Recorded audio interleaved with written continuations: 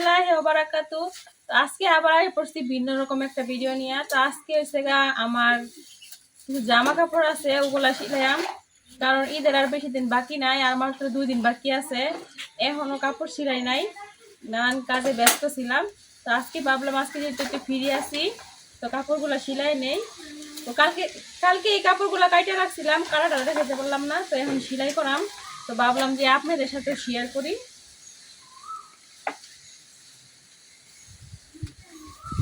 গরিব মানুষের জামা কাপড় বেশি দামি না, কম দামি কাপড়ই।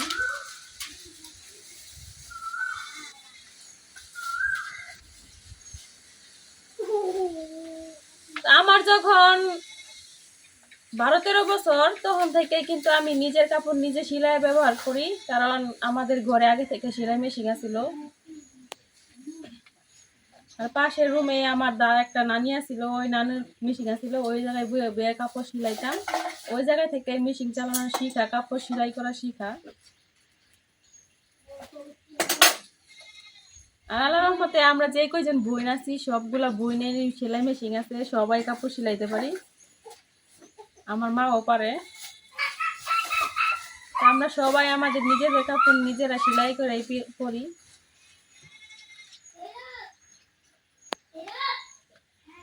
তো এটা হইতেছে জামা। এই যে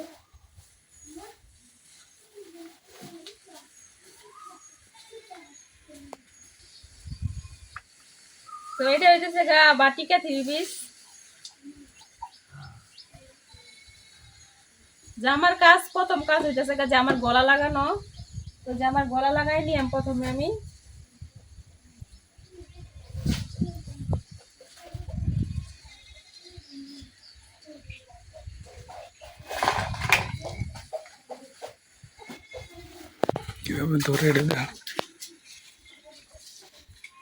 তো গলাটা কাটছিলাম, গলার মাঝখান দিয়ে কি জোড়া পরবো, টুকরা কাপড় ছিল তো এই জন্য।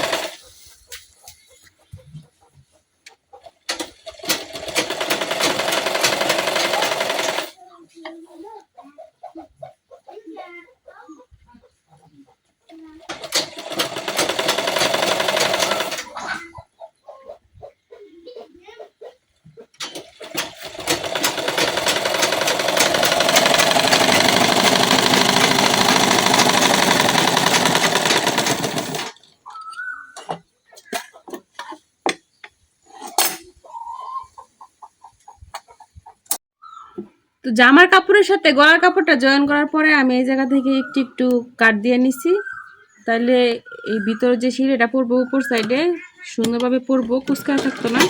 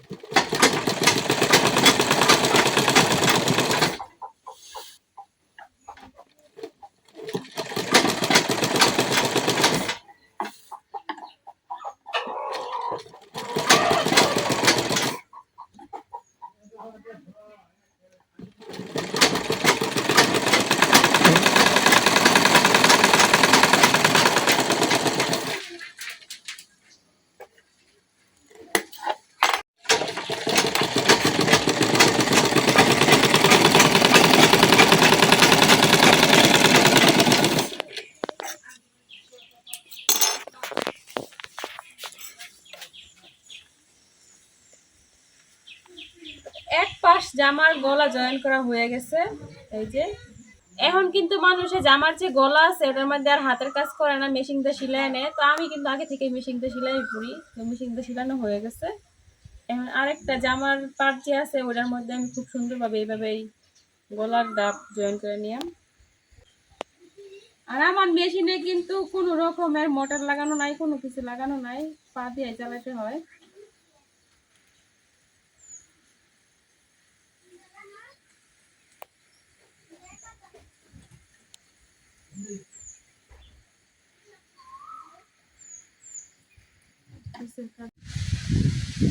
তো এই জামাটা শিলানো শেষ, একেবারে কমপ্লিট হয়ে গেছে শিলানো। এটা শিলাইয়া আমি আরেকটা জামা নিয়ে নিচ্ছি সেলাই করার লাগে।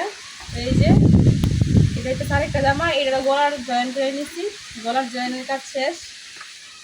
ওই জামাটা পুরো সেলাই করা দেখাইতে পারি না, এখন এটা দেখাই।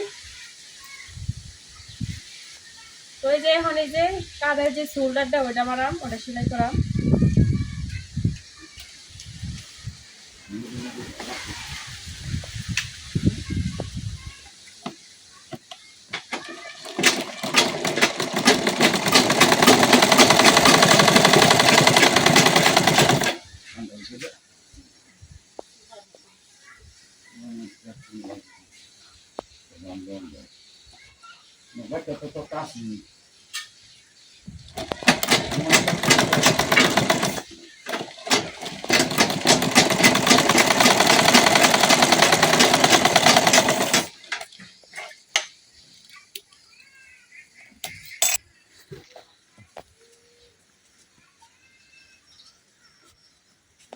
তো গলার কাজ শেষ।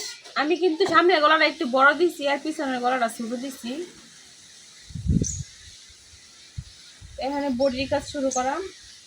বডির কাজটা শুরু করার আগে বডিটা খুব ভালোভাবে মাইপা নেওয়া লাগবো, লুজ ফিটিং এ ঠিক করে নেওয়া লাগবো। দুইটা পাট আমি খুব ভালোভাবে সমান করে নিচ্ছি। আজকে কিন্তু আমার এদিকে অনেক বাতাস, একবারে বাতাসের জন্য গাছপালার অবস্থা খুবই খারাপ।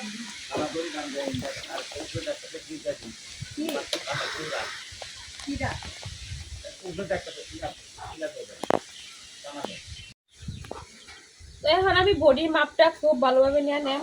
তো যে আর্মহোলের যে সাইডটা আছে ওই সাইডটা লম্বালম্বি ফিতাটা ধরে 8 ইঞ্চি জায়গায় একটা মার্ক করে নিলাম। এটা হচ্ছে পেটের মাপটা। তো আর্মহোল থেকে 8 ইঞ্চির নিচে হইব পেটের মাপ, আর তারপর থেকে 14 ইঞ্চির নিচে হইব কোমরের মাপ। আমি মেশিনের উপরে ই করে নিতেছি, আপনারা চাইলে কিন্তু টেবিলের উপরে নিয়ে নিতে পারেন সুবিধার লাগে। আর এখন নিতেছি বডির মাপ। তো এই জায়গায় কিন্তু কাপড়টা অনেক বেশি নিচ্ছি, বেশি নেওয়ার কারণে এই জায়গা থেকে আমি গুনা নেম 1 2 3 4 5 5 হলে এই জায়গায় আমি 2.5 দাগ দিয়ে নিলাম।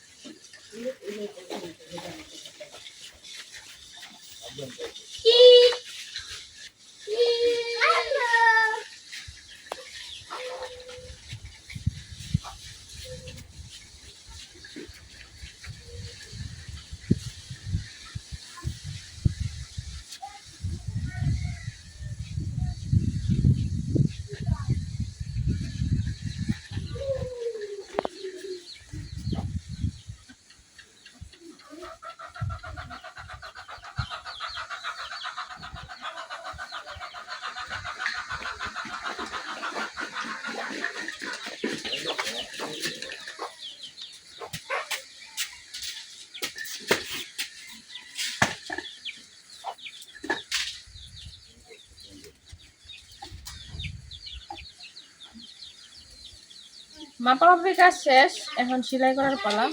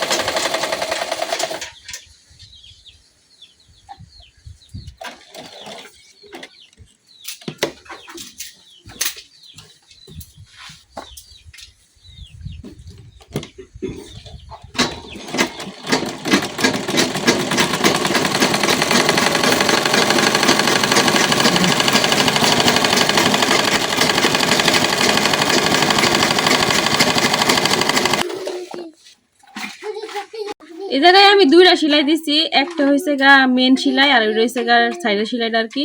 যদি আমার কোনো সময় ফিটিং হয়ে যায় তাহলে কিন্তু এই সেলাইটা খুলে নিলে হবে ভিতরের সেলাইটা, এই জন্য আমি লুজ ফিটিং এর জন্য দুইটা সেলাই দিয়ে নিছি। এখন একইভাবে এই সাইডটাও সেলাই দিয়ে নেম।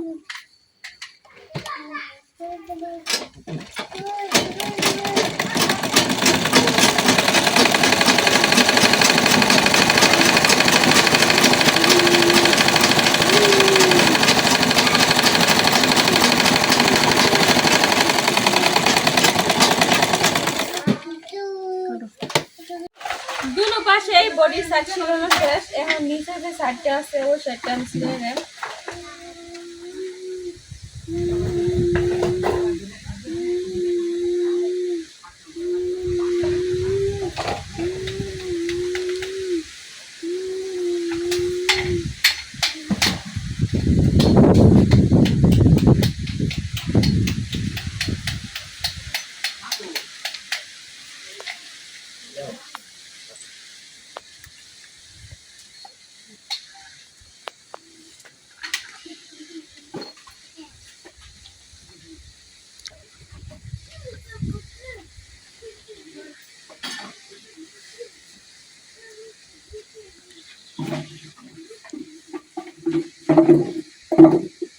বাইঙ্গা সমান করে নিতেছি যেন সেলাইতে কোনো সমস্যা না হয়। এভাবে বাইঙ্গা নিলে কিন্তু দুনো সাইড খুব ভালো সমান হইব।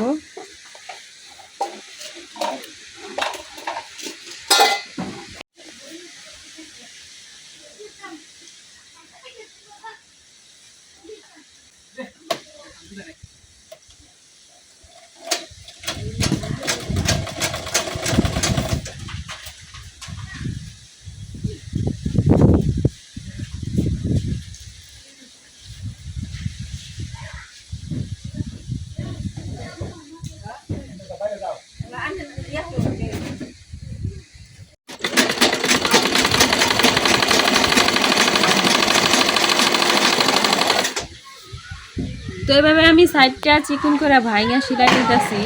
বেশি চিকন করতেছি না, বেশি চিকন করলে আমার কাছে ভালো লাগে না, একটু মোটাই ভালো লাগে, এই জন্য আমি একটু মোটা করে নিতেছি।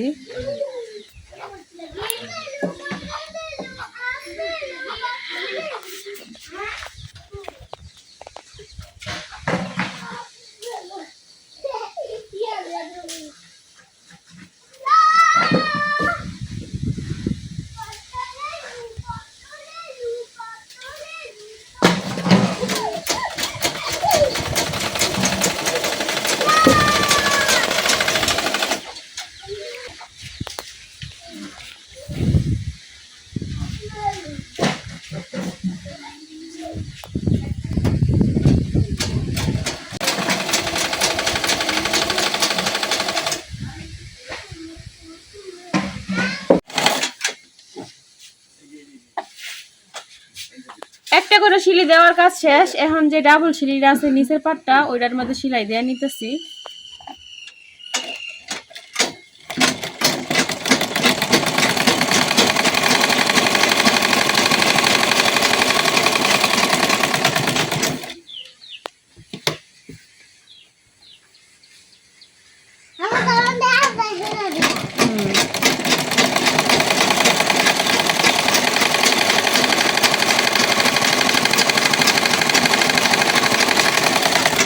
কি করো তুমি নিচে?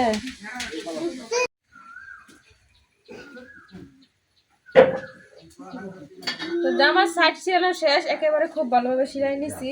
এখন শুধু হাতা লাগানোর পালা। হাতার সামনে সাইডে আমি সেলাই নিছি, এখন মাইপা সেলাই নিয়াম।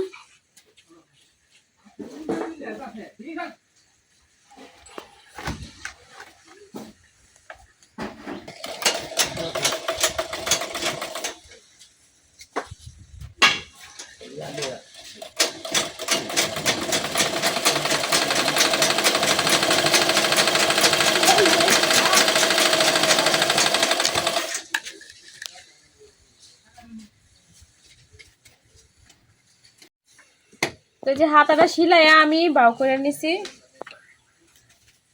এখন জামার যে পাটটা আছে ওটার সাথে খুব ভালোভাবে নিয়ে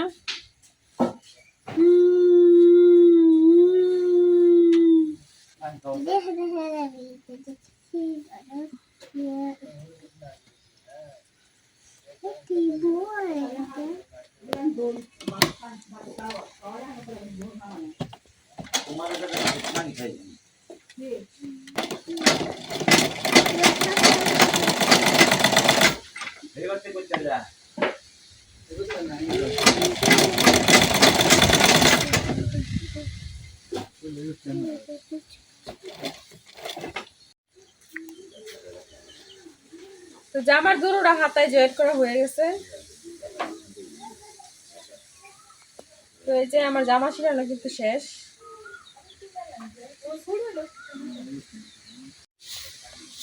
এই যে জামা ছিলানো শেষ।